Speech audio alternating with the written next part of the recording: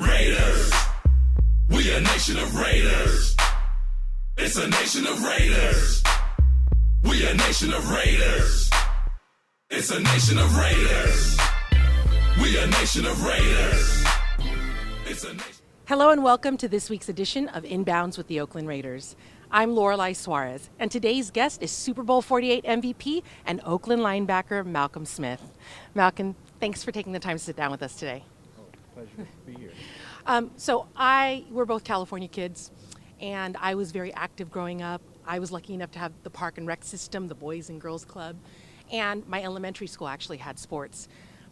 What was it like for you growing up in Southern California, and how old were you when you started playing sports?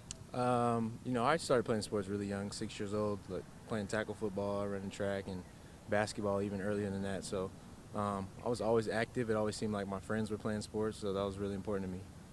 So in today's culture of the internet and video games and Instagram, we're seeing that more and more kids aren't getting active. So Play 60 is something that's near and dear to the NFL. What are your thoughts on kids needing to be active, and why is it so important for them to participate in sports, even if they don't plan on making it their career? That's just part of your health. Your total body awareness and fitness is right up there with you're just as much important as your education. So I feel like every school should have programs for physical education and activities and after-school programs as well. It's good to keep kids moving and having fun.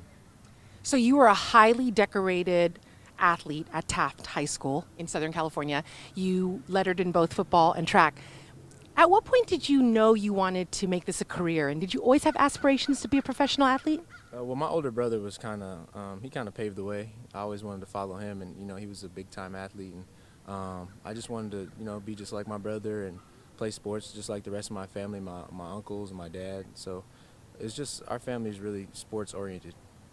So you went to USC before entering the NFL, and your older brother Steve played at USC as well. So growing up as Steve's little brother, did you feel any additional pressure to stand out or to forge your own identity as an athlete? No, because my family was really supportive, and I always felt like I was good, good enough to be just like him. So, and he always told me that as well. It was never like I felt like I needed to do something different or try to stand out in some kind of way. It was just like, okay, this is kind of our path. This is what we do, and I just went with it. So you went in the 7th round of the 2011 NFL Draft, and you went to the Seattle Seahawks, where you were reunited with Coach Ken Norton Jr. Can you talk about how being reunited with someone you were comfortable with affected your transition from college player to professional athlete?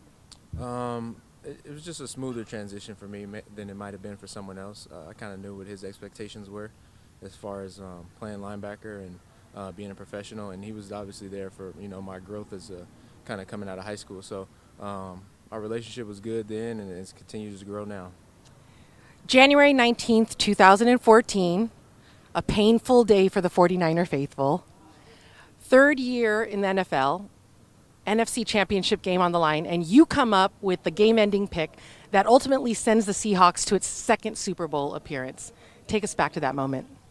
We just kind of read the quarterback. Richard made a great play, and I just happened to be running to the ball. Something that we preach as kind of as a defense at the time. Just run to the ball, and you'll make some plays. And I was fortunate enough to be there after he made that play to kind of seal it for us and send us to the next game. So if that wasn't a big enough stage, Super Bowl 48. 2nd quarter, you intercept a pass from Peyton Manning, return it 69 yards for a touchdown, and then later on in the game, recover a fumble by Demaryius Thomas. After the game, did you have any clue that you might be awarded the MVP award? They kind of tell you right as the game ends, and I didn't think it was a possibility. We had so many guys have great games that day, and obviously being a defensive player, that doesn't happen too often. So I wasn't expecting it, but when I heard it, it was pretty special that I could have my whole family there and kind of enjoy that moment. Yeah, you were the first defensive player to be awarded that in over a decade. So what thoughts were going through your head as you were receiving the trophy? Really nothing. I was kind of blank up there. Just seeing all my teammates and everybody's family down on the field, and they're kind of presenting you with the trophy, and just all the work you put in to get to that point. It was very special and surreal. So now you're playing for the silver and black reunited with Ken Norton Jr. once again. How's it like playing for Del Rio and Ken Norton Jr., two guys who are really helping turn this organization around? It's just been a big point of focus for us. You know, we wanted to come here and do something special as a group, and they kind of laid the foundation for the type of people that they want to be a part of this program, and I was happy to sign up for it. So it sounds like you're happy that you came to the Raiders. What are you looking forward to the most this season? Right now, just finishing the season strong. You know, I feel like we've had some strong moments early, and we've also had some moments where we let things go. And, we just want to continue to play to our own expectations and raise the level of ball around here. Well, Malcolm, thank you so much for taking the time. Really appreciate it. I know you got to prepare for this week's game. Until next week, this has been Lorelei Suarez with InBounds with the Oakland Raiders. Thanks for tuning in.